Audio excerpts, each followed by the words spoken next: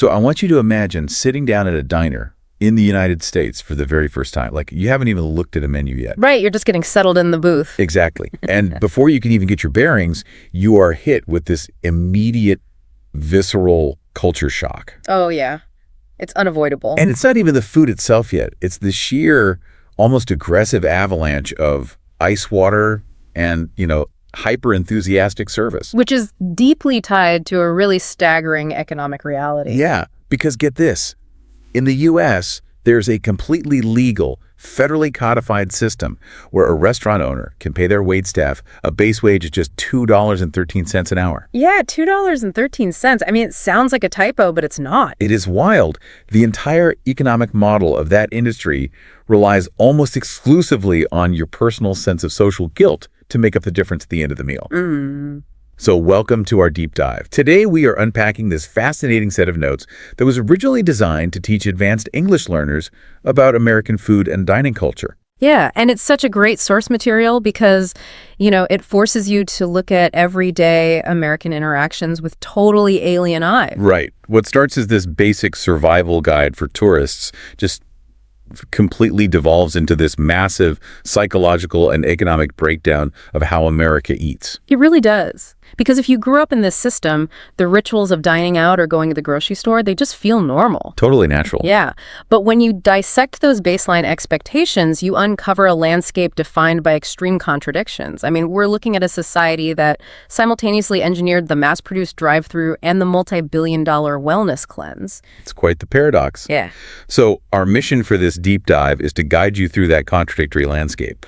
We want to extract the hidden why behind the massive portions, the endless drive-thrusts, and the booming diet industry. Helping you navigate this whole culinary melting pot without getting totally lost in the supermarket cereal aisle. Which is a real risk, honestly. So let's start at ground zero, back at that restaurant table, the diner scenario. Right, where you slide into the vinyl booth. Yeah. And a server drops a massive 32-ounce glass of tap water on the table, filled to the absolute brim with ice cubes. And it's completely free. And that specific moment establishes what the notes call the abundance paradigm. Okay, let's unpack this abundance paradigm. Yeah. Because it's so weird when you think about it. Well, if you look at a lot of European or Asian dining cultures, water is usually served at room temperature, right? And it's often in modest quantities. And crucially, you usually have to pay for it. Exactly. But the American approach just completely inverts that expectation, delivering this massive, freezing cold beverage right away, unsolicited, serves a very specific psychological function. Right. It's like going to an all-inclusive resort or something. Yeah. It is the cheapest possible way for a restaurant to instantly communicate to you that you are receiving immense value. It sets this baseline where volume equals hospitality. Which is such a bizarre model for an outsider. I mean, is this free-flowing liquid actual hospitality? Or is it just a clever way to keep customers distracted while they wait for their food? Honestly, it's a bit of both. But it really sets the tone for consumer expectations. You are handed a limitless resource right out of the gate. And it's not just water either. The notes highlight the whole uniquely American concept of free refills. Oh, the free refills. Yeah. You pay, what, $2 for a fountain soda or an iced tea, and you could just drink an infinite amount of it until you leave. The economics of that are actually fascinating because fountain soda syrup costs the restaurant mere pennies per glass. So they're leveraging this super cheap liquid to artificially inflate how much value you think you're getting. Exactly. It's a buffer. If the kitchen is backed up and your burger takes half an hour, you're way less likely to complain if you're happily sipping your third giant cola. Right. But what about the ice part? Why is everything in America served at near freezing temperatures? So the ice-cold preference isn't just a quirk of taste. It actually reflects this historical American fascination with technological dominance over nature. Wait, really? How so? Well, think back to the early 19th century. There was this guy, Frederick Tudor, known as the Ice King. The Ice King. I love that. Yeah, he literally revolutionized the global ice trade. He'd harvest ice from New England lakes and ship it all around the world. So the ability to mass-produce refrigeration became this point of immense national pride. So having ice was like a flex. Completely. What started as this extreme luxury, having a clinking glass of ice in the sweltering heat of August, eventually morphed into a standard dining right through commercial refrigeration. Wow. So when they hand you a glass that's 70% ice, you're basically being handed a historical statement of post-industrial victory. A freezing cold monument to the conquering of scarcity. That is so wild. But of course, that freezing cold monument doesn't just magically appear on your table. It's brought to you by a very specific type of worker. Right. Bringing us to the aggressively friendly American waiter. Let's call him Brad. Let's call him Brad. So Brad walks up, huge smile, introduces himself by his first name, asks how your day is going, and is just hyper attentive. Which, if you're an international visitor used to service being invisible and strictly professional, feels really invasive. Oh, totally. Like, why does this total stranger suddenly care about my afternoon plans? Right. And to understand that performative friendliness, we have to go back to that $2.13 wage you mentioned at the top. The dim system. Exactly. Brad's demeanor isn't because he has this sudden, desperate need to befriend strangers. It is a performance mandated by survival. Because federal law literally allows employers to pay that subminimum wage to tipped employees. Yes, which legally shifts the burden of paying the worker's living wage directly onto the customer. And that fundamentally alters the power dynamic, right? Because if you're a waiter in France making a standard living wage with benefits, your job is just to facilitate the meal. You're a professional purveyor of food. Right. But if you're Brad in Ohio making $2 an hour, you're effectively an independent contractor working on commission. You have to hustle. You have to perform hospitality because your ability to pay rent hinges entirely on the subjective generosity of whoever happens to be eating those pancakes. It is such a stressful way to make a living. And the history of this is actually pretty dark, isn't it? It is grim. Tipping was actually highly controversial in America before the Civil War. It was viewed as this aristocratic, anti-democratic European import. Like, free citizens shouldn't have to beg for tips. Exactly. But after emancipation, industries that relied heavily on newly freed black labor, specifically hospitality and the Pullman Sleeping Car Company, they really embraced tipping. As a way to avoid paying basic wages. Precisely. They forced workers to rely on the charity of patrons. And over the decades, that exploitative loophole was institutionalized, codified into law, and just normalized into the baseline expectation of dining out in the U.S. And now, that baseline expectation has compounded into this modern crisis of what the sources call tipflation. Tipflation. It's everywhere. Right. Like 20 years ago, leaving 15% was totally standard. 10% meant poor service.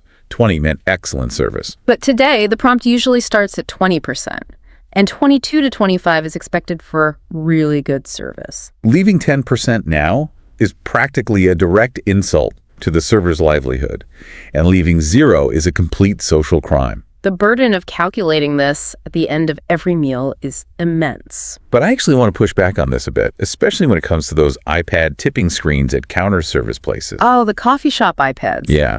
The sources mention this massive guilt-tipping fatigue when a barista spins an iPad around, asking for a 20% tip just for handing you a black coffee. Right. But isn't this digital friction actually a good thing? Like, isn't this just the democratization of tipping? How do you mean?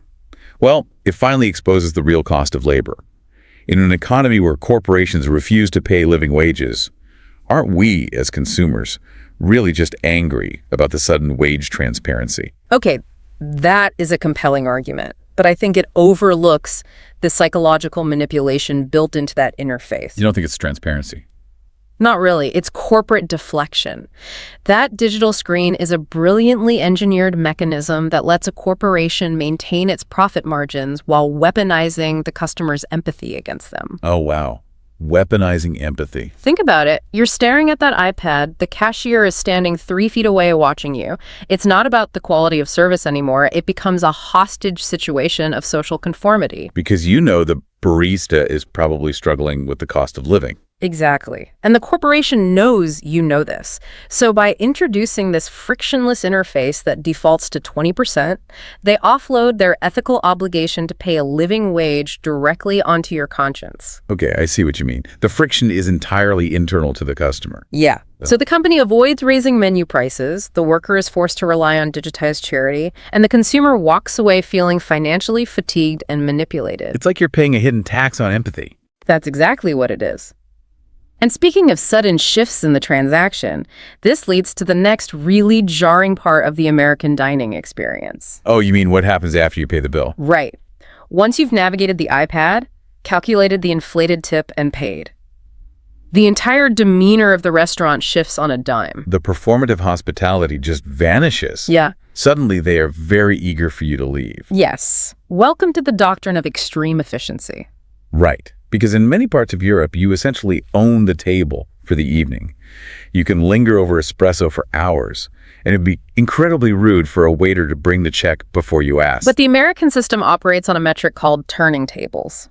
In the industry, they quantify it as PSH revenue per available seat hour. So the financial health of the restaurant literally depends on velocity. Exactly. How quickly can we get a party seated, fed, monetized, and out the door so we can seat the next group? And the sources decode the language waiters use to enforce this velocity.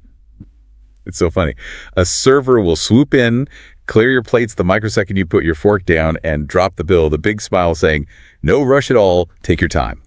But anyone who has lived in the U.S. knows that is code. Total code. It actually translates to, "Please process this payment and vacate the premises in the next 5 minutes because I have a party of 4 glaring at me from the host stand." It is an illusion of leisure masking a highly industrialized assembly line. And I feel like this industrial approach also explains the physical sheer volume of the food, right? The famous American portions. Oh, absolutely. Which necessitates the doggy bag. Right. The notes point out that a single entree at a mid-tier chain restaurant can easily exceed 2,000 calories. That's the entire recommended daily caloric intake for an adult, sitting on one plate. You are physically not meant to finish it. Which creates a really interesting cultural friction.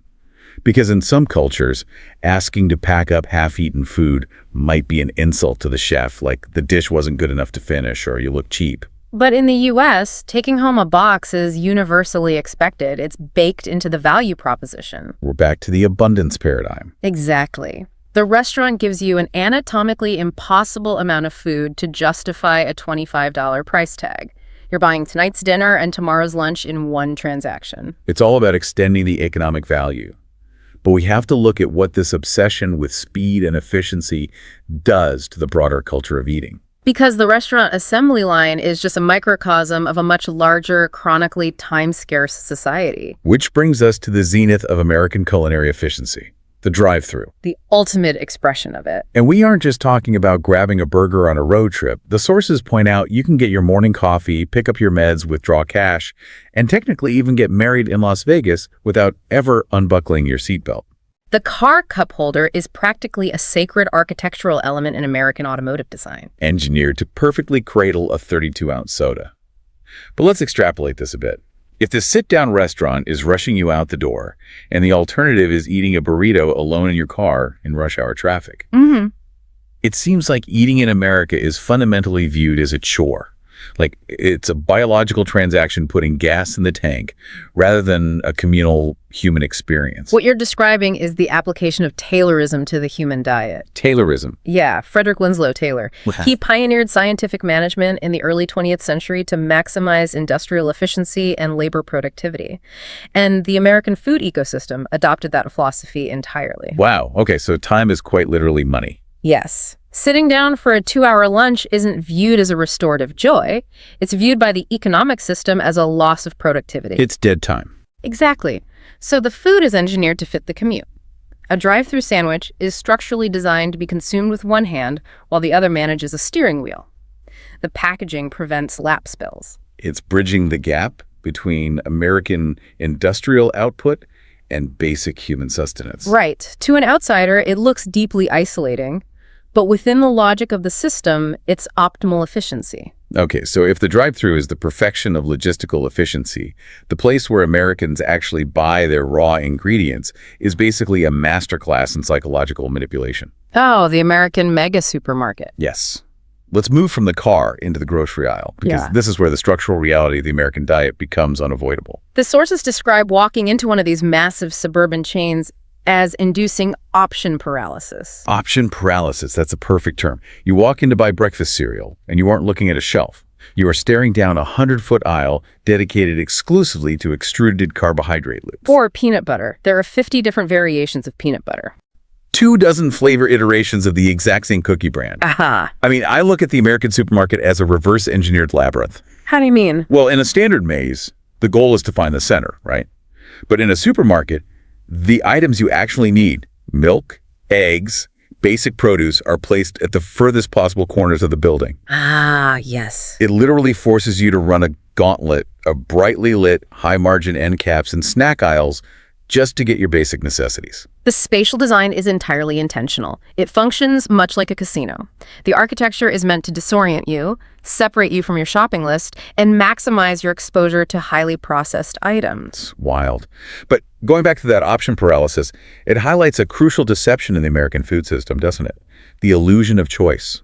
It's overwhelmingly a facade. Are we actually exercising freedom of choice when we look at 50 jars of peanut butter? Probably not. Right. If you systematically turn those 50 jars around and read the labels, you discover two things. First, the vast majority are manufactured by a highly consolidated oligopoly of just 3 or 4 parent conglomerates. Right. It's all the same company. And second, they rely on the exact same underlying processed ingredients. The choice isn't between different foods, it's between different branding wrapped around the same commodity crops. And speaking of those ingredients, this brings us to one of the most visceral culture shocks mentioned in the notes. The bread. The bread. When an international visitor buys a standard loaf of sliced white bread in the U.S., they take a bite and almost universally ask, why does this taste like cake? The engineered sweetness of the American savory palate. Yes, and the primary culprit behind this is high fructose corn syrup, HFCS. And its inclusion in savory foods isn't just an accident of collective taste, is it? No, it is a direct result of federal agricultural policy. Okay, let's break down the mechanism here. Because the U.S. government heavily subsidizes the domestic corn industry, a policy that really accelerated in the 1970s under Secretary of Agriculture Earl Butz to maximize yield. Right. Get big or get out. Exactly. Because of that, the U.S. produces an astronomical surplus of corn. And to make that surplus profitable, it's chemically refined into high fructose corn syrup. It's incredibly cheap, it's highly soluble because it's a liquid, and it extends shelf life. So food manufacturers just pump it into everything. Sandwich bread, pasta sauce, salad dressing. Even sliced deli meat. It's everywhere. But the biological impact of this is what's really profound. Why is it so addictive? To understand that, you have to look at how fructose interacts with the human brain. When you consume standard glucose, your body releases insulin, which eventually triggers leptin. And leptin is the satiety hormone, right? Exactly. It's the chemical signal that tells your brain, I am full, stop eating. Okay. But high fructose corn syrup is metabolized differently in the liver. It largely bypasses that leptin response. Wait, really? It bypasses the stop sign? Yes. It provides immense caloric density without ever triggering the biological signal that you're full.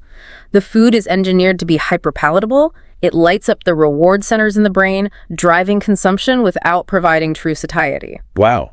So you are literally chemically hacking the appetite. Precisely. And it isn't just sugar. The sources point out a glaring disparity between how the U.S. and the European Union regulate food additives. This is fascinating. The U.S. FDA operates on a reactive framework, right? Right. An additive is allowed into the food supply until it is proven, beyond a shadow of a doubt, to be immediately dangerous. Whereas the EU operates on the precautionary principle. If there's suspected risk based on preliminary data, the substance is banned until proven safe. And that philosophical difference results in vastly different supermarket shelves. Take potassium bromate, for example. What's that used for? It's a chemical oxidizing agent used as a dough conditioner in the U.S. It strengthens the gluten network in bread, allowing the dough to rise higher and achieve a softer texture, which looks great on a shelf. But there's a catch. A big one. If it isn't baked out completely, it leaves residues that have been linked to cancer in laboratory animals. Yikes. Yeah. Because of this, potassium bromate is strictly banned in the EU, Canada, and Japan. But it remains entirely legal and widely used in the U.S. The same goes for artificial dyes, like red dye 40. The notes mention it's derived from petroleum and linked to behavioral issues in children. Requires warnings in Europe, but in the U.S., it's the default coloring for breakfast cereal and sports drinks. It just means that navigating an American supermarket requires a staggering amount of vigilance. You're presented with this illusion of infinite abundance, but underneath the packaging, you're walking through a landscape of cheap, subsidized chemicals that much of the developed world considers unfit for human consumption. Which naturally leads us to the physical consequences of this environment and what is arguably the most defining contradiction of modern American culture. The health paradox. Yeah. We have two extreme contradictory realities existing in the exact same physical space. On one side, driven entirely by this cheap, hyper-palatable, subsidized food architecture we just talked about, over 40% of American adults are classified as obese. It's a public health crisis directly engineered by agricultural policy. It is the biological manifestation of the environment. Because the human body is just doing what it evolved to do, store dense calories. Right, in an environment where those calories are unavoidable and aggressively marketed. But on the exact same token, the U.S. is the undisputed global epicenter of diet culture. Oh, absolutely. America invented the modern boutique fitness industry. CrossFit, the Master Cleanse, the Juice Fast, this whole moralizing hyperfixation on clean eating. You have a massive demographic of middle-class and wealthy Americans spending absolute fortunes trying desperately to avoid the baseline food supply their own country produces. It's wild.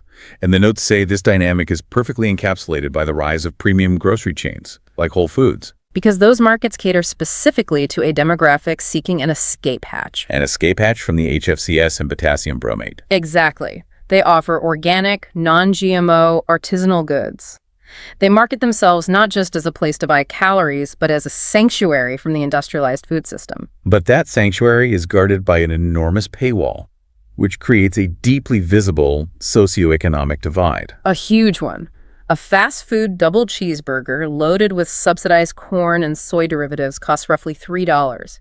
It is incredibly cheap, immediate energy. But if you want a fresh, locally sourced organic salad at a health food cafe, $16 to $20. And that price disparity manifests geographically in what sociologists term food deserts. Right, the food deserts. These are low-income urban neighborhoods and isolated rural areas where access to fresh produce is virtually non-existent. Because supermarket chains refuse to open locations there due to profit margin analyses. So the only available calories come from convenience stores and gas stations, which strictly stock shelf-stable, highly processed snacks. Because the logistics of fresh produce are expensive, whereas a box of engineered snack cakes can sit on a shelf for 6 months. Exactly.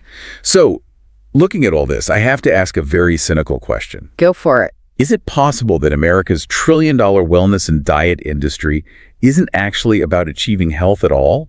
Is it simply a luxury tax that affluent people pay to physically and socially separate themselves from the food system their own government subsidizes? I think that is an incredibly accurate assessment. Health, in modern American context, has been thoroughly commodified. Commodified? Yeah. Eating nutritious, unprocessed food is no longer treated as a baseline public health standard or a universal right. It functions as a status symbol. Wow. When a consumer buys a $16 salad or a $10 cold-pressed green juice, they aren't merely ingesting vitamins. They are purchasing a visible signal of their socioeconomic standing. They're basically communicating, I possess the capital required to opt out of the toxic baseline. Exactly. So you have to view the extreme obsession with wellness as a symptom, not a cure. Diet culture is just a coping mechanism for a broken system. It is a direct, equal, and opposite reaction to the extreme processing of the standard American diet. A multi-billion-dollar juice cleanse industry simply cannot exist unless you first have a food ecosystem so pervasive and damaging that people feel a psychological imperative to continuously cleanse themselves from it. Man, that is a very heavy systemic realization. We're looking at a landscape defined by chemical manipulation, hidden labor costs, and deep economic division. It's a lot to process. It really is. Oh, The notes make a very clear pivot here, and I think it's a necessary one. If we stop the analysis at the drive-through window and the high-fructose bread aisle, we are doing a massive disservice to the actual culinary heritage of the country. Oh, absolutely. It is incredibly unfair to reduce American food solely to corporate chains and synthetic dyes. Right. We have to defend the true culinary heart of the United States. Because beneath that modern layer of hyper-industrialization, the U.S. possesses a profoundly rich, deeply complex gastronomic heritage. Let's talk about redeeming the menu. Authentic American cuisine is not homogeneous. It's intensely regional, deeply historical, and intrinsically tied to the immigrant experience. It is the literal definition of the melting pot. Yes. If you look past the highway off-ramps, the food is undeniably world-class. It's a living historical document. Authentic American food is a record of migration, brutal adaptation, and survival. The sources take us on this brief regional tour, and we really have to expand on the sheer technique involved here. Like, if you travel down south to Louisiana, you encounter Creole and Cajun cuisines. Dishes like gumbo and jambalaya. Exactly. And this is the complete antithesis of the drive-thru. Gumbo is an incredibly complex historical fusion of culinary techniques, all simmering in a single cast iron pot. The layers of history in that pot are amazing. Right, you have the French technique of the roux flour and fat cooked down slowly to create a base. Then you have the Spanish influence in the holy trinity of aromatics: celery, bell peppers, and onions, adapted from sofrito. You've got the Native American contribution of filé powder, ground sassafras leaves used as a thickener. And crucially, you have West African influences brought over through the horrors of the transatlantic slave trade, notably the inclusion of okra. It is just a profound culinary tapestry. Or consider the exquisite art of Texas and Southern barbecue. Oh man, barbecue. This is a culinary tradition built entirely around patience and the mastery of fire. Pitmasters will take massive, incredibly tough cuts of meat like a beef brisket and smoke it over specific regional woods like hickory or mesquite. For what, 14 to 18 hours? Yeah, at a low temperature of around 225 degrees. Let's talk about the science of that, because it's remarkable. You're taking a cut of meat that is riddled with tough connective tissue and collagen. If you just throw a brisket on a hot grill like a steak, it would be as tough as a rubber tire. It'd be inedible. Exactly. But through the agonizingly slow application of low heat and wood smoke, that collagen chemically breaks down and melts into gelatin, rendering the meat incredibly tender while developing this deep, complex, smoky crust, the bark. It is slow food in its absolute purest form. It requires immense skill, instinct, and time, which is the exact inverse of the Tailorism and efficiency we discussed earlier. Barbecue cannot be rushed. It forces the culture to slow down. And equally important to these regional specialties are the incredible adaptations made by immigrant populations arriving in the 19th and 20th centuries. This might be my favorite part of culinary history. You look at the massive influx of Italian immigrants arriving on the East Coast. Right. They brought old-world recipes from impoverished regions of southern Italy where meat was an extreme luxury eaten maybe once a month. But suddenly they arrive in the U.S., which is this land of staggering agricultural and livestock abundance. So what do? They adapt. They adapt. They take a modest dish of pasta and top it with massive baseball-sized meatballs.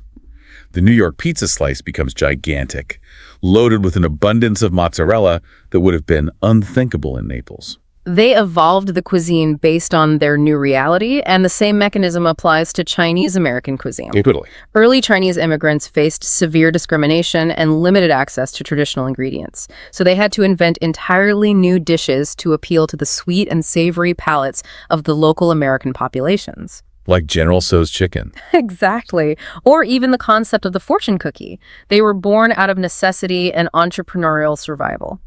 But, culinary purists will often look at Italian-American or American Chinese food and dismiss it as inauthentic or fake food. Which completely misses the point. It isn't fake. It is the authentic culinary footprint of integration.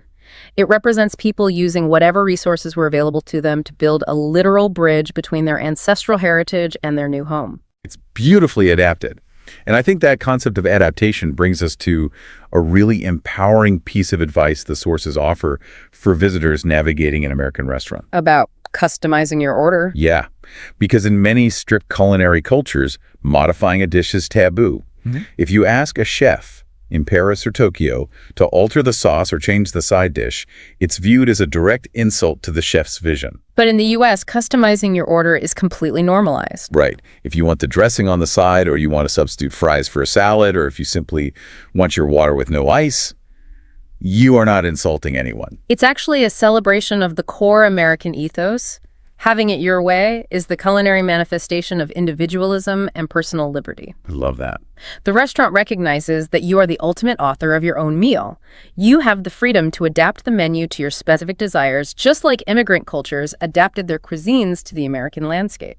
Well, we have covered an immense amount of ground today, pulling back the curtain on the systems that dictate how a nation eats. We really have. We started with the psychological shock of the ice water avalanche and the baseline of artificial abundance.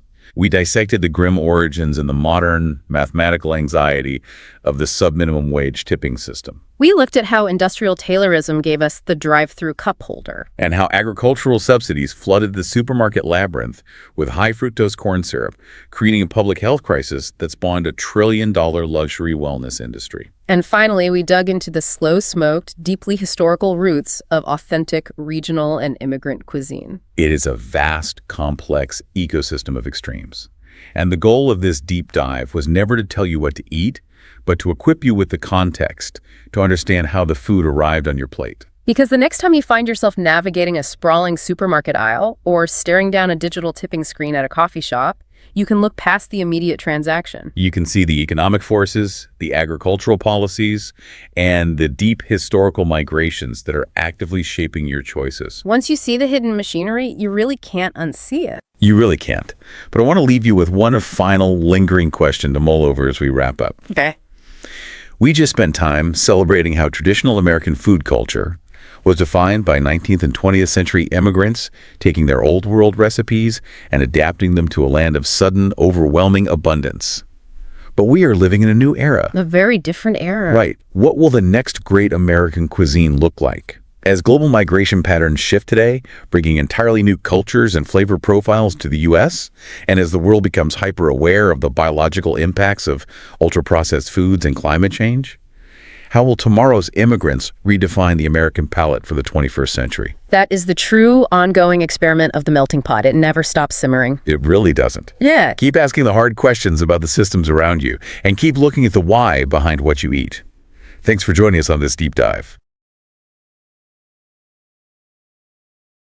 You know, when you look at a standard classroom map of the world, there is this immediate dangerous illusion of manageability. Oh, for sure. It all looks so neat and tidy. Right. You can cover entire countries with your thumb. You trace a line from one major city to another with your index finger, and your brain just sort of intuitively processes it as a quick little jump. Yeah, because it is entirely flattened out. The map is binary. Yes, exactly. You're either here or you were there, and the space between those 2 points is just, an inch of blue or green paper.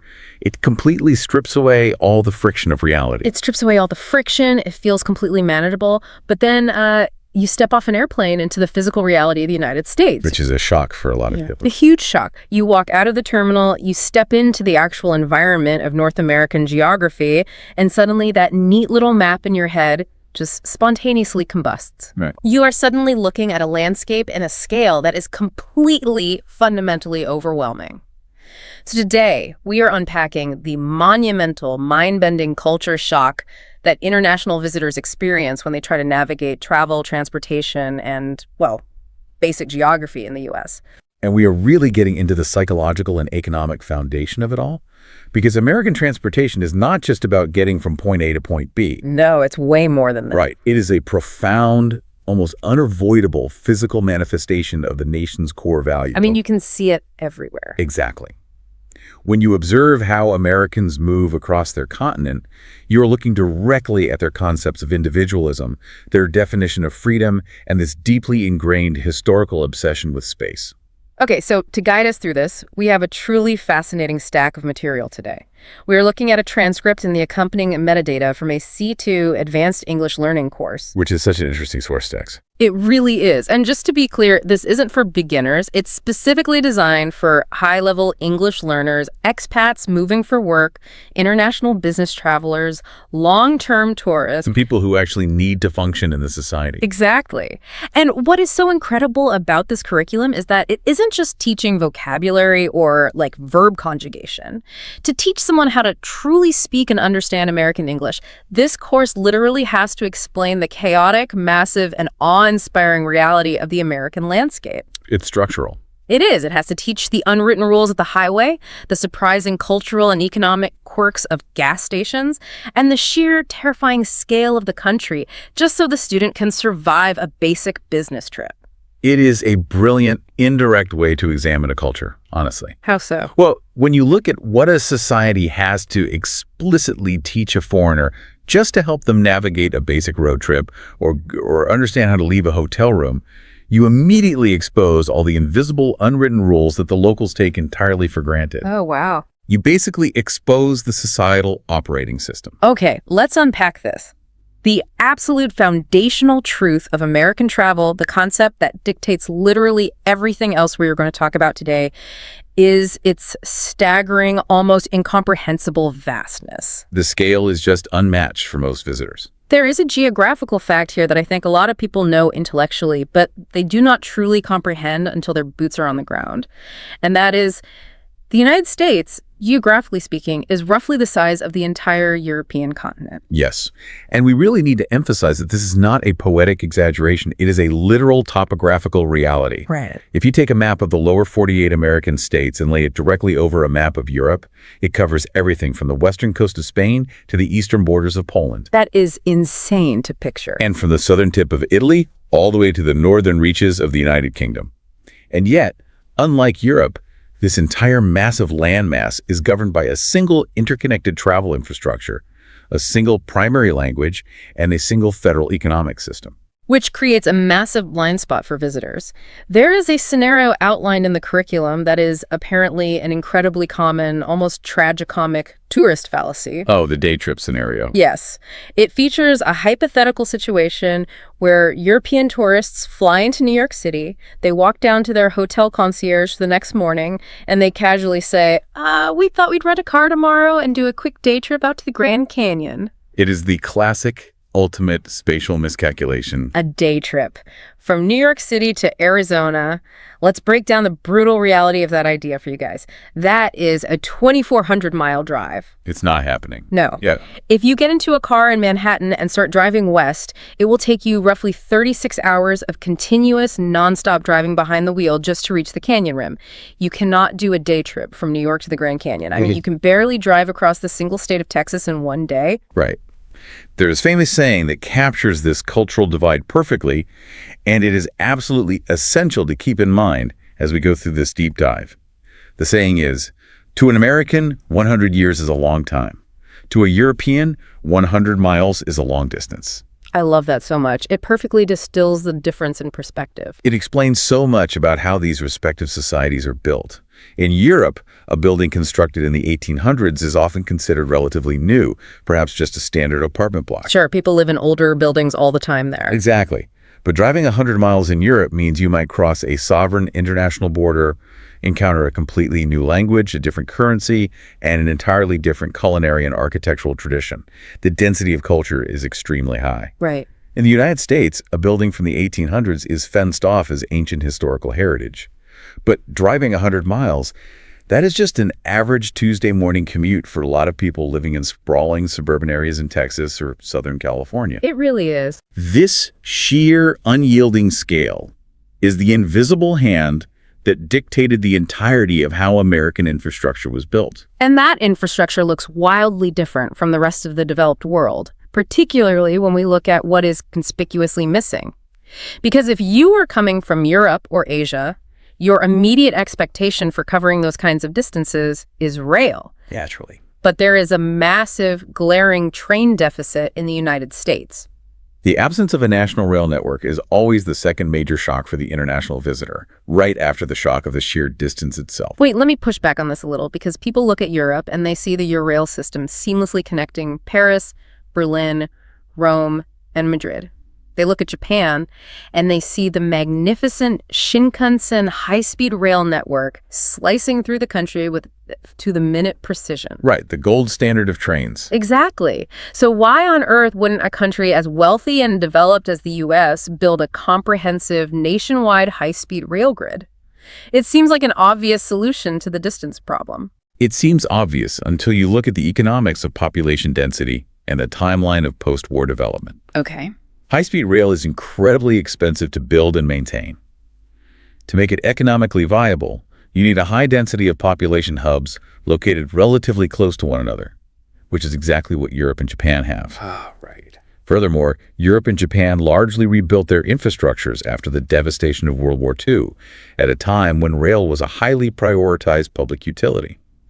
The United States, conversely, came out of the war with its mainland infrastructure completely intact. Because the fighting wasn't on U.S. soil? Precisely.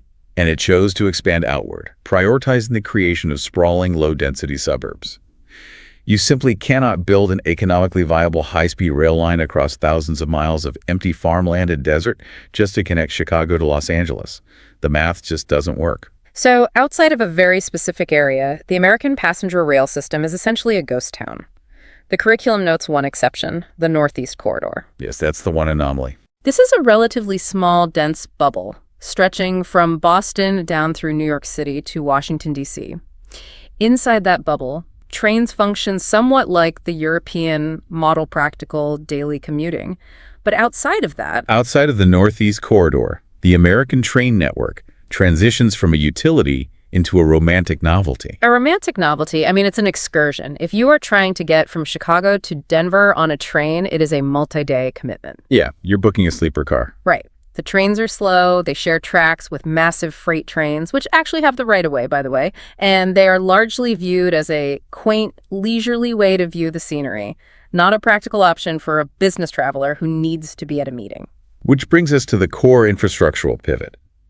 Since a nationwide train grid was structurally and economically impractical across a landmass the size of Europe, this rapidly expanding nation had to invent an alternative way to conquer the massive distances. They couldn't rely on the rails. No, they had to build something else. They had to build a concrete empire.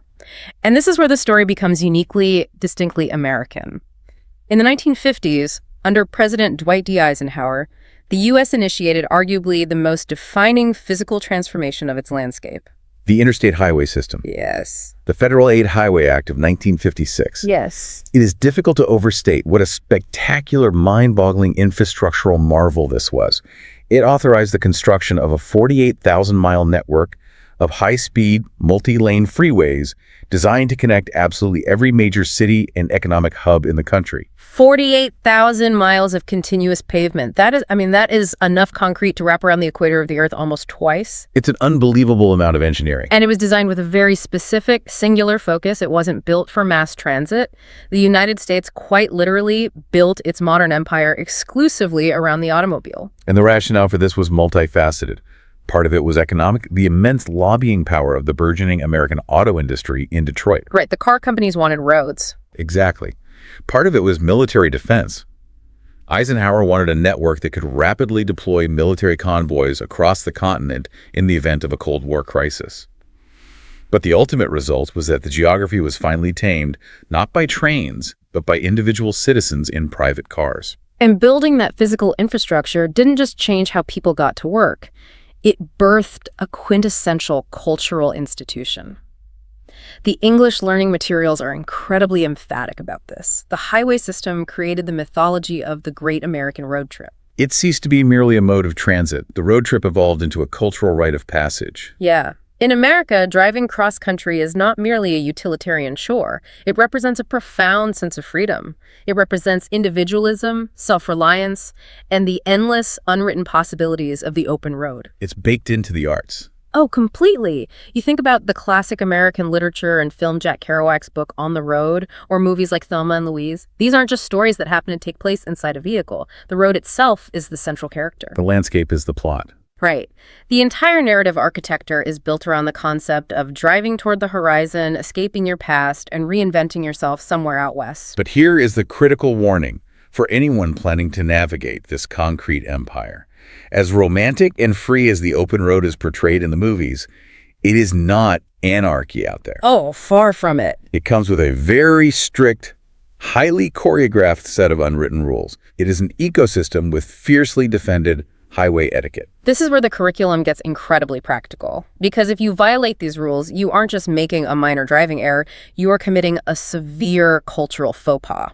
Let's start with rule number 1, the absolute golden rule of American driving. We are talking about the left lane. On a multi-lane interstate highway, the rule is absolute. The left lane is for passing only. Yes. The course materials actually include a practice exercise for the students that perfectly illustrates the tension here. It asks, you are driving 70 miles per hour in the far left lane. The speed limit is 65. A car approaches from behind you doing 85 miles per hour. What do you do? For an international driver, logic might dictate that since you are already exceeding the legal speed limit, you have every right to stay exactly where you are. It makes total sense logically. It does. But the cultural and practical expectation in the U.S. is entirely different. You must move to the right. Right. The right lane is for cruising. The left lane is the designated fast lane or passing lane. If you are driving in the left lane and someone comes up behind you, you are culturally and in many states legally obligated to move over and let them pass. And we have to look at the fluid dynamics of traffic to understand why this is so heavily enforced socially. Traffic operates much like a liquid flowing through a pipe. That's a great way to think about it. If a single driver decides to sit in the left lane going exactly the speed limit, practice known as camping, they essentially act as a physical clot in the artery. Oof. Camping. Yeah, camping. Yeah. This doesn't just slow down the one aggressive driver behind them. It causes a cascading ripple effect of brake tapping that can trigger phantom traffic jams stretching for miles behind the camper. And the psychological reaction to this from American drivers is visceral. If you camp in the left lane, you are going to induce immediate, severe road rage. The materials detail the behavioral response. Drivers will tailgate you. They get right up behind you. Dangerously close. They will drive dangerously close to your rear bumper, hovering right in your rearview mirror to signal their aggressive impatience. And when they finally do manage to maneuver around you on the right, you can absolutely expect them to aggressively gesture, glare, or lay on their horn. It is seen as a profound violation of the shared social contract. It really is. The American prioritization of flow and individual autonomy means it is fundamentally not your job to police the speed of the driver behind you. Your job is to facilitate the flow of the system. By blocking the lane, you are encroaching on their autonomy, which is a major cultural trigger. That makes so much sense when you frame it around autonomy. And that leads perfectly to rule number 2, which is fascinating because it's a rule that allows for more action and efficiency rather than restricting it. The right on red rule. Ah, yes. This is a massive source of cognitive dissonance for international drivers, particularly those coming from parts of Europe where traffic lights are absolute non-negotiable boundaries. In almost all 50 states, unless there is a very specific, explicitly visible sign telling you no turn on red, you are legally allowed to make a right turn at a solid red traffic light. It feels illegal the first time you do it. It really does. The condition is that you must come to a complete stop first, and you must yield the right-of-way to any oncoming traffic or pedestrians. But once the intersection is clear, you go. It is a red light, but you drive right through it to turn right. It is an optimization of time and fuel. But the habit is incredibly difficult for international drivers to break.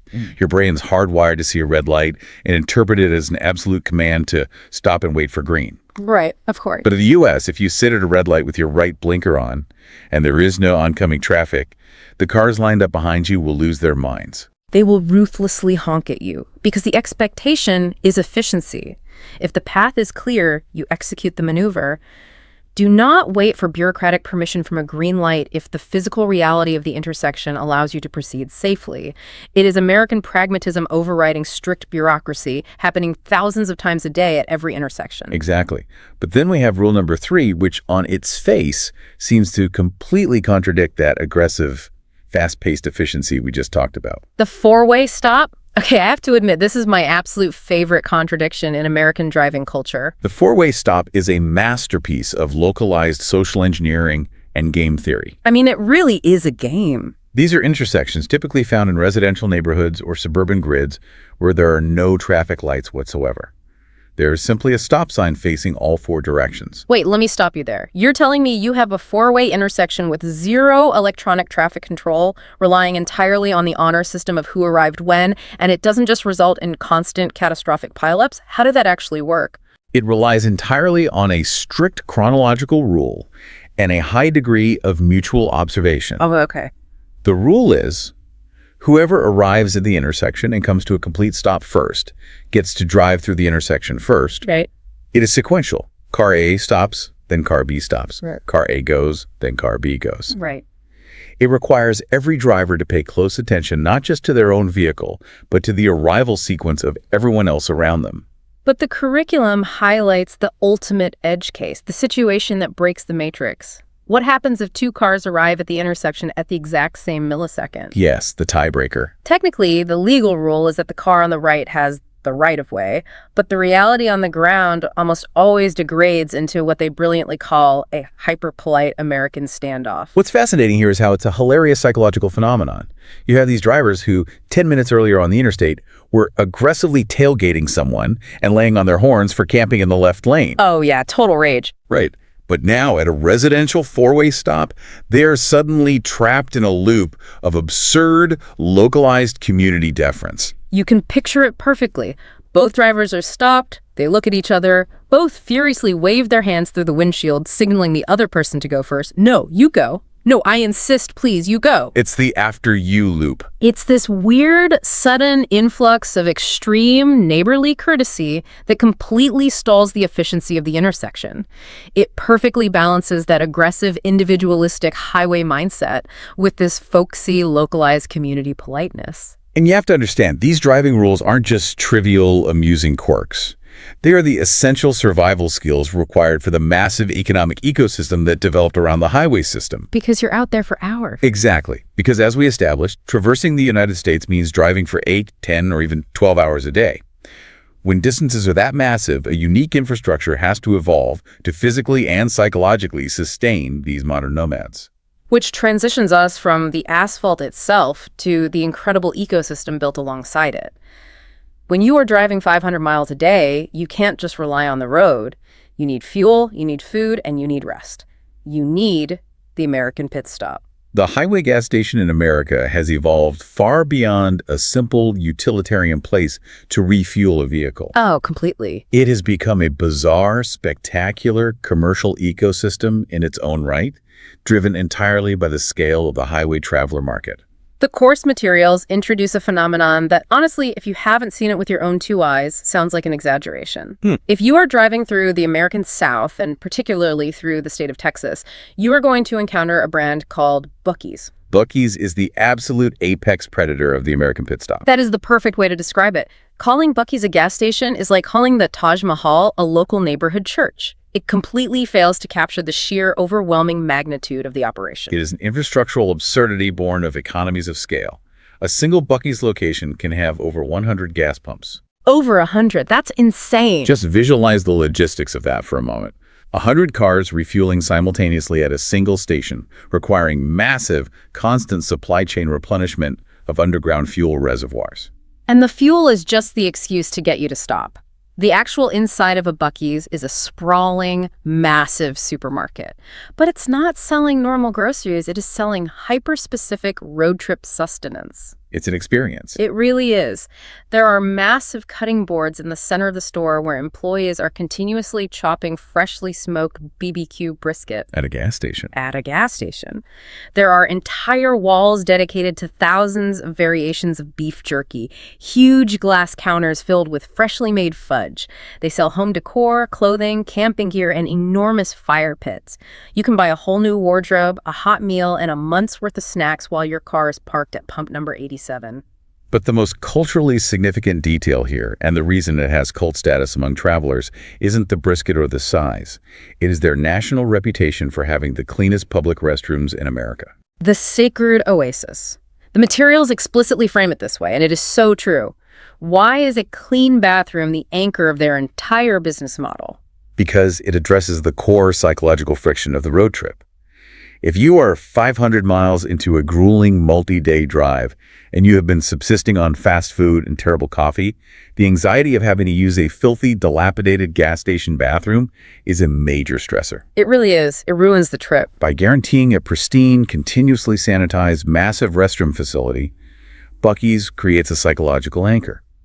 People will literally bypass 10 other gas stations and plan their entire driving route specifically to ensure they stop at a Buc-ee's. They are monetizing relief. It is brilliant. They know exactly what travelers need. But eventually, even with a brisket sandwich and a clean bathroom, the human body hits a wall. You need actual sleep. The sheer distance of the continent eventually necessitates an overnight stay. And this is where we see another uniquely American architectural invention designed specifically for the automobile. The portmanteau of lodging. The motel. The word itself is a blend of motor and hotel. And the physical architecture of the motel is a direct manifestation of the car-centric culture we've been dissecting. If you contrast a motel with a traditional hotel, The design philosophy is starkly different. Right. A traditional grand hotel is designed to impress and isolate you from the street. You walk through grand double doors into an ornate lobby.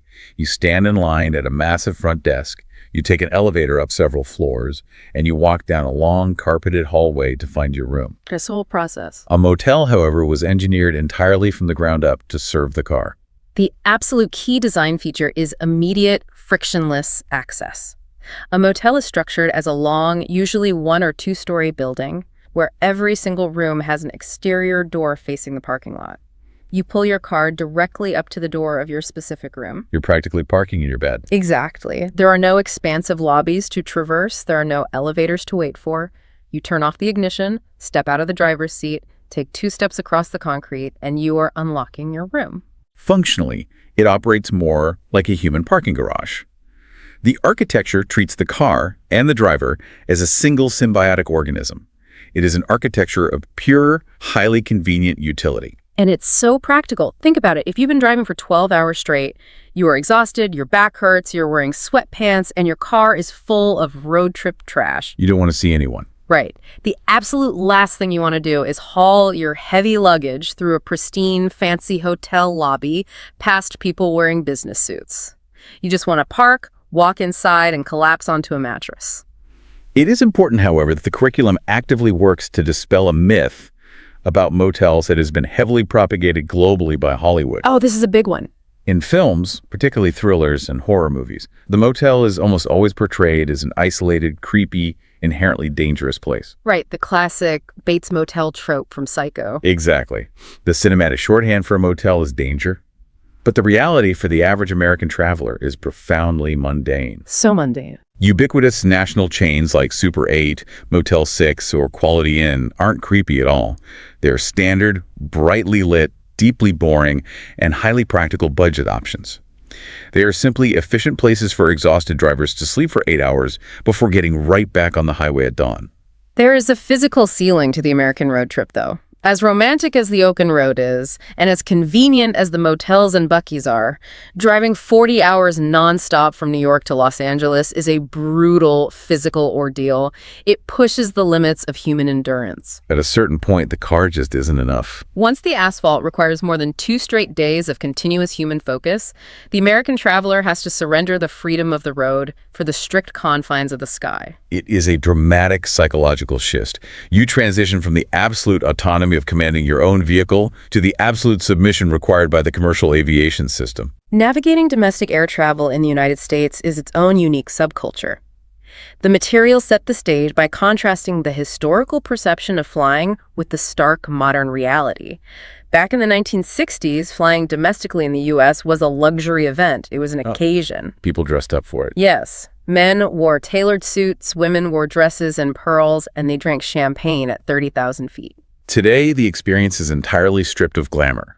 The most accurate description of modern domestic flying in the U.S. is public transportation in the sky. It really is just a bus with wings now. Passengers are wearing sweatpants, clutching neck pillows, looking completely exhausted before they even board the aircraft. They are simply trying to survive the ordeal of getting across the continent. And that ordeal begins at the defining choke point of modern American travel. The TSA checkpoint. The Transportation Security Administration. This is a massive federal agency created in the immediate aftermath of the September 11th attacks to completely overhaul and oversee airport security. It fundamentally altered the psychological and physical experience of entering an American airport. It is a high-stress, fast-paced ritual of systematic disassembly. For international visitors, the specific rules can seem bizarrely strict, and the penalty for holding up the line is severe social ostracization. You have to know the choreography. Right. You must take off your shoes and put them on a conveyor belt. You must remove your laptop and any large electronics from your bags. And your liquids, this is the one that always catches tourists off guard, must be strictly under 3.4 ounces, which is 100 milliliters. And they must all be packed inside a single, quart-sized, clear plastic bag. Exactly. You are taking apart your luggage, your outfit, and your personal belongings in a highly public, highly pressurized environment. And it isn't just about following the rules. It's about the speed and efficiency with which you follow them. It's a social pressure cooker. Here's where it gets really interesting. Imagine you accidentally leave a half-empty water bottle buried at the bottom of your backpack. what happens? The entire system grinds to a halt. Yep. The TSA agents pull your bag aside. The conveyor belt stops. They have to conduct a slow, manual search of your luggage. And while they are doing that manual search, you are holding up an entire line of impatient, stressed out, hyper-caffeinated business travelers behind you. The glares you get if you are the person who forgot to take off their belt or left a water bottle in their bag. It is intense. It's a collective, palpable anxiety. Which is precisely why a massive secondary market has emerged to alleviate that exact anxiety. Programs like TSA PreCheck and Clear. Why are Americans so willing to pay extra money and willingly submit to federal background checks and fingerprinting just to slightly alter how they walk through security? It goes back to a core macroeconomic trait of the American consumer, the commodification of convenience. Americans will almost always pay money to bypass friction. That makes total sense. TSA PreCheck and Clear operate essentially as paid VIP lanes for security. By paying a fee and submitting to a background check in advance, you are granted the privilege of keeping your shoes on, leaving your laptop securely inside your bag, and walking through a standard metal detector instead of a full-body scanner. You are buying back your dignity and your time. Precisely. In an environment defined by stress, invasive procedures, and long lines, the ability to simply pay to skip the friction is an incredibly appealing product. It's fascinating how that same psychological pricing model, charging people to avoid discomfort, is exactly how the airline industry itself operates now. Once you survive the TSA checkpoint, you are immediately thrust into another complex matrix of rules and economics. The airline hierarchy. Right. The commercial aviation market in the U.S. is sharply divided, and understanding this division is crucial for anyone trying to book a domestic flight without getting fleeced. On one side, you have the legacy carriers. These are the massive established brands that most people globally recognize. Delta, United, American Airlines. The old guard? Yeah. They are generally more expensive, but they offer a somewhat traditional model of air travel. A baseline level of service is bundled into the ticket price. You usually get a free carry-on bag, they hand out complimentary sodas and pretzels, and if the flight is canceled, they have a massive network of partner planes to eventually get you to your destination. But then you have the disruptors, the ultra-low-cost carriers, or ULCCs, airlines like Spirit or Frontier. This is where the curriculum includes a crucial vocabulary term for navigating American commerce. To read the fine print. Because these budget airlines operate on a completely different psychological and economic model. It is the budget trap. The economics of ultra-low-cost carriers are entirely built around unbundled pricing. They will aggressively advertise what looks like an impossibly cheap ticket. You might see a billboard advertising a flight from Chicago to Miami for $29. To a tourist, that looks like the greatest deal in the world. But there is a massive structural catch. Huge catch. That $29 ticket purchases exactly one thing and nothing more. It guarantees you a physical seat somewhere on the aircraft. That is the base product. And nothing else. Right. The base fare is practically a loss leader. The airline's actual profit is entirely derived from the friction of the journey. Everything else is an add-on fee. Yeah. Want to bring a standard carry-on suitcase to put in the overhead bin? That is not included. That's an extra $50 fee, and it's even more if you wait to pay it at the gate. Oh, the gate fees are brutal. Do you want to choose your seat in advance so you can guarantee you sit next to your spouse or your child? That's another $20 to $40 fee per person. Do you get thirsty on a 3-hour flight and want a basic cup of water? That will be $4. It is a brilliant, aggressive marketing tactic, and it also exploits tax loopholes, as airline taxes are often calculated on the base fare, not the ancillary fees. Wait, really? I didn't know that. Yeah, it's a huge financial incentive for them to lower the ticket price and hike the fees, but the warning to the traveler is clear. If you aren't careful, if you don't aggressively calculate every single add-on you will need for your trip, that budget $29 ticket can easily end up costing you significantly more than if you had just booked a standard all-inclusive ticket on a legacy carrier. It is an absolute financial minefield. It requires the traveler to be incredibly vigilant. And you think, okay, I've navigated the vast geography, I survived the unwritten fluid dynamics of the highway, I made it through the TSA disassembly ritual, and I decoded the budget airline trap. You think you're safe? I have finally arrived at my destination. I can relax. But no, because as soon as you reach your accommodation, you immediately enter another profoundly complex matrix of unwritten American rules. We are entering the realm of hospitality economics, specifically the deeply entrenched, uniquely American culture of tipping. Tipping. This is notoriously the most stressful part of visiting the U.S. for foreigners. The rules are incredibly specific, rigidly enforced by social pressure, and deeply confusing. To understand American tipping, you really have to look briefly at its origins. Okay, where did it come from? It really took hold in the post-Civil War era.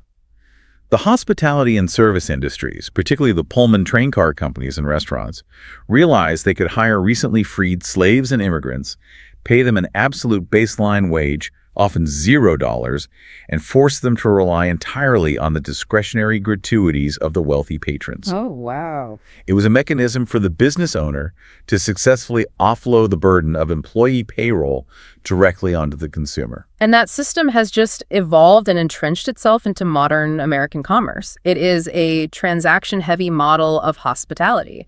Every single interaction with a service worker has an unwritten financial expectation attached to it. The course materials break down the specific etiquette for the hotel industry. Right, there's a whole schedule of fees, essentially. If you arrive at a nice hotel and a bellhop hotel porter helps carry your luggage to your room, the standard unwritten rule is that you tip them $1 to $2 per bag. If you are using the valet, the person employed to park your car, the expectation is that you hand them $2 to $5 in cash when they bring your car back to the front entrance. But the most crucial element of hotel tipping, and the one that international tourists almost universally miss, involves housekeeping. Yes, the cleaning staff. It is a standard American courtesy to leave a cash tip for the housekeeping staff who are cleaning your room. The recommended standard is $2 to $5 per day. But there is a very specific operational mechanism for how you must execute this tip. You cannot simply leave a large tip on the nightstand at the end of a week-long stay. The protocol heavily emphasizes the importance of tipping daily. Right. And the reason why makes total sense once you understand the labor mechanics, but you'd never think of it otherwise. Exactly. The hotel cleaning staff works on rotating shifts. Different housekeepers might be assigned to clean your room on different days of the week. So if you wait. If you leave a $20 bill on your final morning, only the housekeeper working that specific Tuesday shift gets the money. The person who cleaned your room for the previous 4 days gets absolutely nothing. Therefore, the prescribed mechanism is to leave a small amount of cash, $2 to $5 on the pillow or the desk each morning before you leave for the day. And crucially, it should be accompanied by a small note saying thank you, so the staff knows it is explicitly a tip and not just loose cash left out by mistake. It's so transactional. You literally have to go to a bank and carry a constant dedicated supply of $1 and $5 bills just to successfully navigate the lobby of your hotel. Which is perhaps one major reason why we are currently seeing a massive macroeconomic shift in the U.S. travel scene. The rise and now the complex unfolding backlash against short-term rental platforms like Airbnb and VRBO. For the last decade, these platforms were praised for completely revolutionizing travel. They unlocked entirely new ways to experience the country without dealing with bellhops and valets. You had your own space. Right. Instead of a standard, boring hotel room, you could rent a high-rise penthouse apartment right in the center of Chicago, or a private, secluded cabin nestled in the mountains of Colorado. It offered space, privacy, full kitchens, and a feeling of living like a local. It effectively democratized access to residential real estate for the tourist class. But we are currently watching a massive cultural and consumer backlash happen in real time. If you've been dreading the final checkout screen on your recent rental bookings, you know exactly what we're talking about. Guests are becoming infuriated, and it comes down to two specific, highly aggravating factors that destroy the value proposition. Exorbitant cleaning fees paired with ridiculous checkout chores. Yes. It represents a fundamental breakdown of the hospitality contract. Absolutely. Anyone who has traveled recently can relate to this frustration. You go to book a cabin for the weekend. The nightly rate looks great, say $120 a night, but then you click through to the final checkout screen, and the host has tacked on a mandatory $150 cleaning fee. Which in theory pays for a professional third-party cleaning service to reset and sanitize the property for the next guest. In theory. But the infuriating contradiction is what happens on the morning you are supposed to check out. You've paid that massive cleaning fee, but the host still sends you a 3-page binder of mandatory chores. The chore list is out of control. They demand that you wash and dry all your own dishes, strip all the bed sheets and put them in the washing machine, sweep the floors, and haul the heavy trash bags out to the curb down the street. You are paying a premium for a cleaner, but you are being forced to perform the actual manual labor of the cleaning yourself. If we connect this to the bigger picture, this specific frustration, The hidden fees and the mandatory uncompensated labor is driving a fascinating consumer behavior reversal. Many American travelers are abandoning the short-term rental model entirely and actively returning to traditional hotels. It's a full circle moment in consumer preference. People are going back to hotels because the pricing model is transparent. You know exactly what it costs when you click book. And no chores? And most importantly, nobody makes you do laundry on your vacation. You leave your $3 on the pillow for housekeeping, you walk out the door, and your responsibilities are over. You are a guest, not an unpaid janitor. It is a return to the true traditional definition of hospitality, where the burden of maintenance and labor rests entirely on the provider, not the consumer. Okay, so we've covered a lot of ground. We've talked about the brutal continent-spanning distances. We've decoded the fluid dynamics and etiquette of the concrete empire. We survived the highway. We've analyzed the psychological stress of the TSA checkpoints, the unbundled economics of budget airlines, and the exhausting, historically rooted economics of hotel tipping and Airbnb chores. It's a lot of friction. A listener might reasonably be asking right now, why on earth would anyone voluntarily subject themselves to all of this friction? What makes all this stress, all these rules, and all this driving actually worth it? The materials answer that question emphatically in their final segment.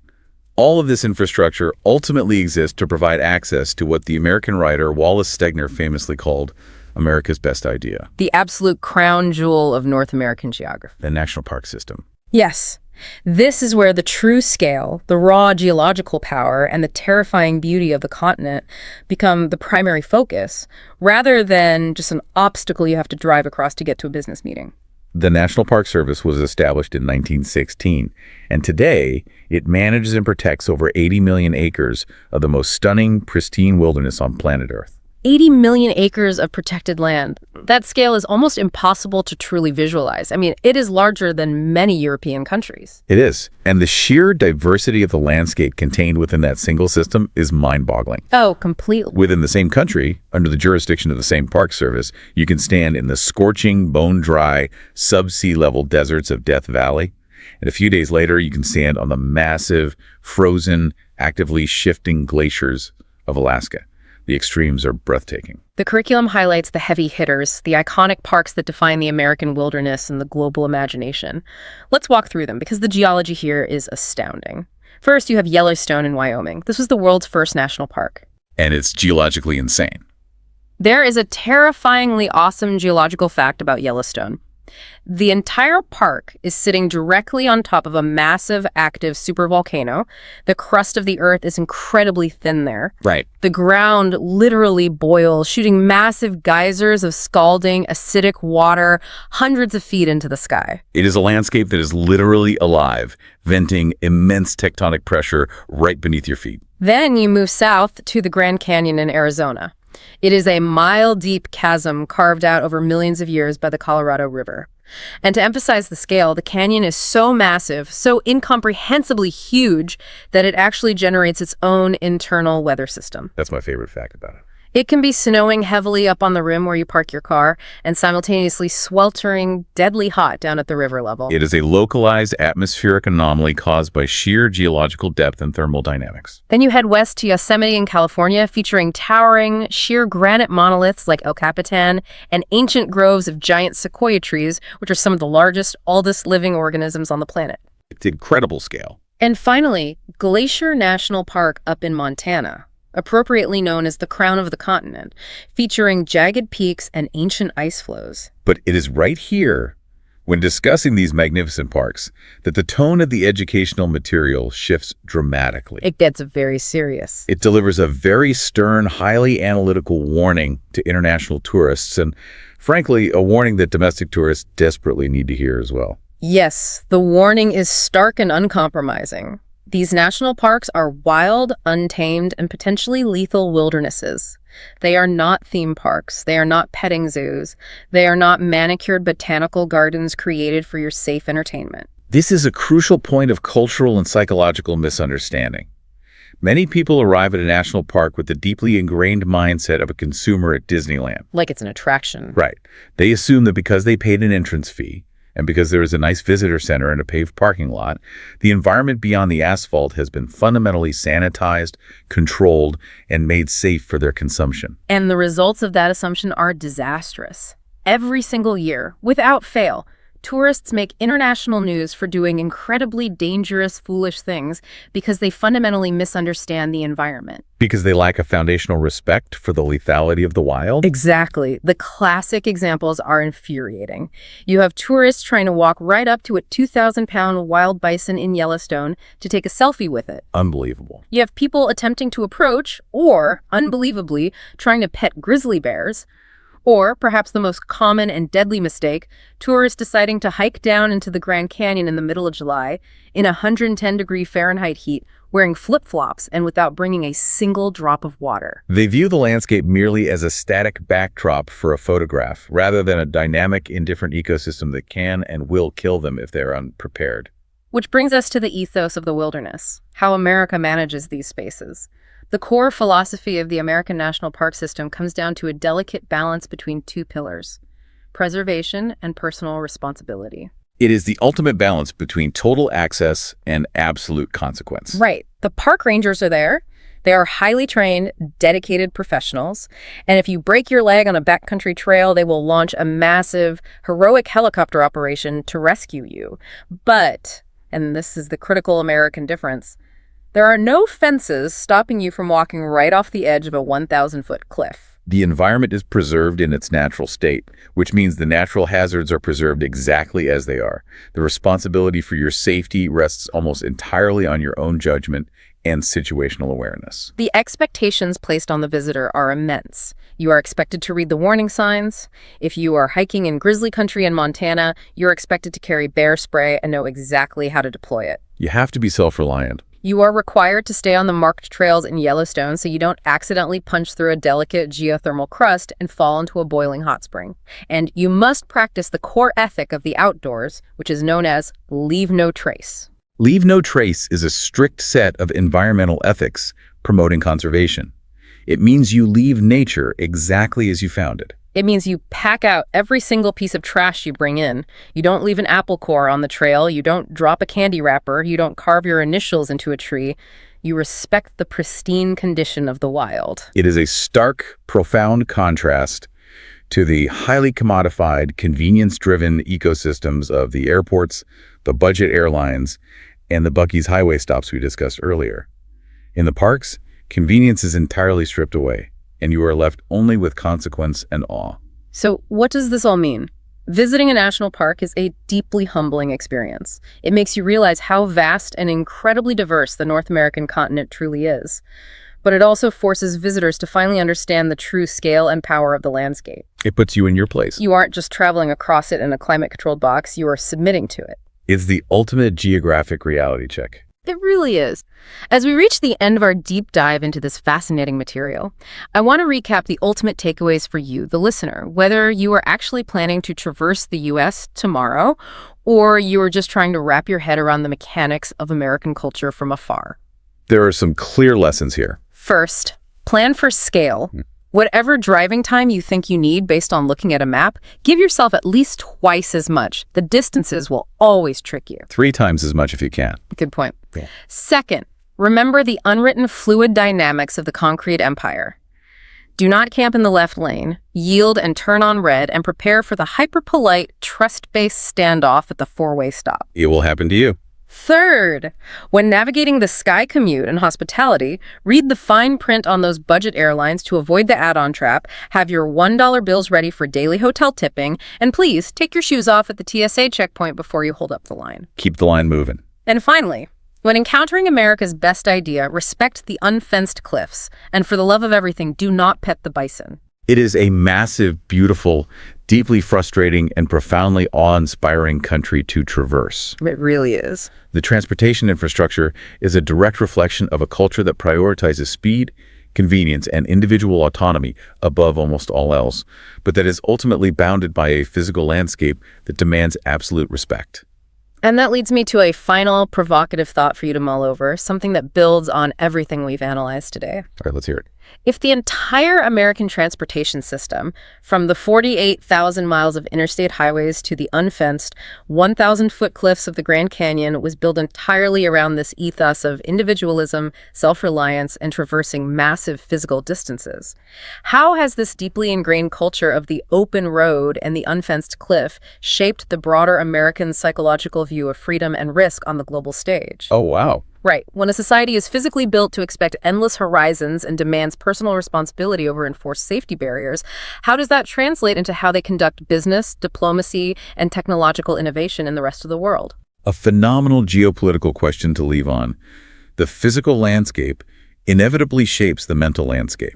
It really does. Remember that mapping metaphor we started with, how a map flattens everything out and makes it look manageable and frictionless?